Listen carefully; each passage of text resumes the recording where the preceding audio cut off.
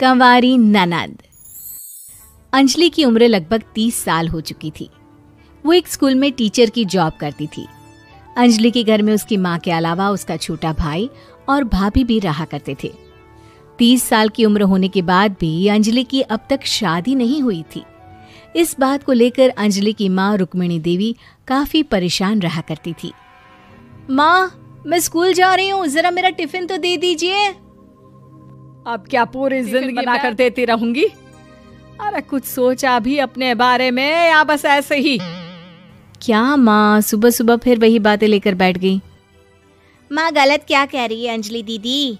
इतनी उम्र हो चुकी है आपकी, माँ कब तक आपकी सेवा करती रहेंगी? भाभी, मैंने माँ को कब कहा कि मेरी सेवा करो? वैसे भी अपना टिफिन मैं खुद तैयार कर लेती हूँ, बस टेबल से उठाकर देने को ही तो कहा था। वैसे अंजलि दीदी, देखा जाए तो टिफिन उठाकर देने की उम्र तो आपकी है। आपका अपना के होते तो ये जिम्मेदारी आज आप पूरी कर रही होती।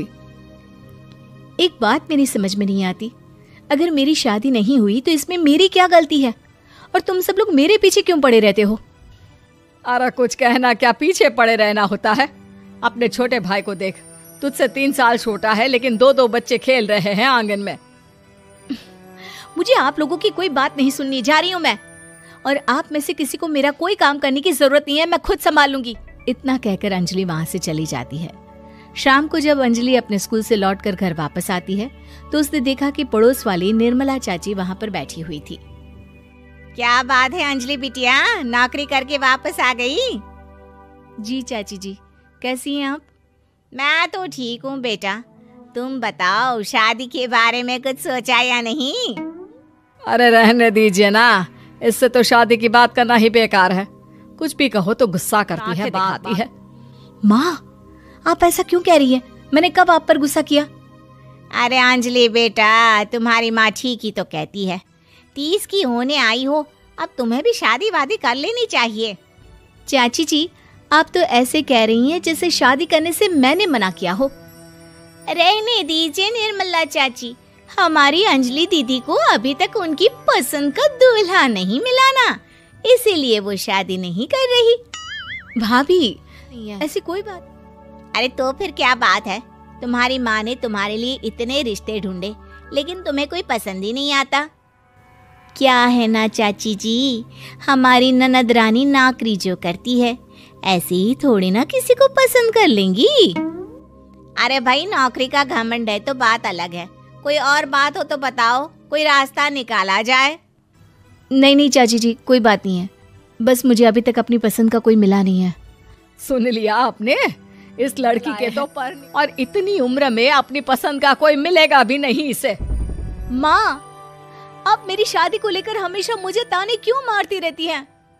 अपनी माँ की बातें तो ताने लगती है। ताने हैं? बताओ, मैंने कुछ गलत कहा क्या? देखो, ये सब छोड़ो, मेरी दूर की बुआ का बेटा है, उसकी अभी शादी नहीं हुई है, उम्र होगी कोई 34-35 साल। आगे बढ़ाऊं? अरे हाँ, क्यों नहीं, ये भी कोई पूछने की बात है। अरे जल्दी से लड़के को यहाँ बुला लो। माँ, आप मुझसे पूछे बिना मेरी शादी की बात करने जा रही हैं और मेरी उम्र 30 भी पूरी नहीं हुई है। निर्मला चाची कह रही है कि वो लड़का 35 साल का है। अंजलि दीदी, आपको क्या लगता है इस उम्र में कोई फिल्म का हीरो आएगा आपके लिए? देखिए, अब पसंद और नापसंद की बात तो रहने दीजिए, पसंद करने की उम्र तो आपकी निकल चुकी, अब तो जो भी मिले उसी से इसी में भलाई है। तेरी भाभी बिल्कुल ठीक कह रही है, अब जैसा रिश्ता मिले उसके लिए हाँ कर देना ताकि हम भी गंगा नहाए। ठीक है, चलिए मैं उस लड़के को कहती हूँ, वो कल ही अंजलि को देखने आ जाएगा। अगले दिन निर्मला चाची के दूर का रिश्तेदार अंजलि को देखने उसके घर आता है। उसका नाम था अजय। अंजलि जी, तो आप नौकरी करती हैं, वो भी स्कूल में? जी हाँ, मैं स्कूल में टीचर हूँ। हमारी बेटी बहुत अरे पढ़ने लिखने में इतनी होशियार है, इसीलिए तो इसकी नौकरी लगी है स्कूल में। हाँ ठीक है आंटी जी, जरा मुझे भी तो बात करने दीजिए आपकी बेटी से। जी पूछिए ना, क्या पूछना चाहते हैं? अंजलि मैडम, ये तो बताइए कि आपने अभी तक शादी क्यों नहीं की? बस ऐसे ही, कहीं कोई रिश्ता पसंद नहीं आया इसलिए। लेकिन क्या मैं आपसे पूछ सकती हूँ कि आपने शादी क्यों नहीं की? अंजलि, क्या कर रही हो तुम? लड़कियों को इस तरह की बातें नहीं शोभा देती। रहने दीजिए आंटी जी, आपकी बेटी काफ़ी पढ़ी लिखी है, मैं उनके सवाल का जवाब दे ही देता हूँ। वो क्या है ना, मुझे भी अभी तक अपनी पसंद की कोई लड़की नहीं मिली। अच्छा, कोई बात नहीं। वैसे आपकी तनख्वाह कितनी है? कितना कमा लेती हैं महीने का? जी यही कोई 25,000 महीने।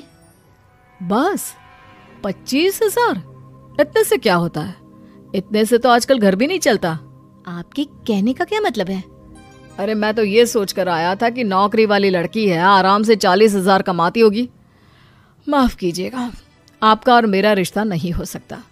जी कोई बात नहीं, मुझे भी आपके साथ शादी करने में कोई इंटरेस्ट नहीं है। अंजलि, किस तरह की बात कर रही हो? घर आए रिश्ते को ठुकरा रही हो तुम।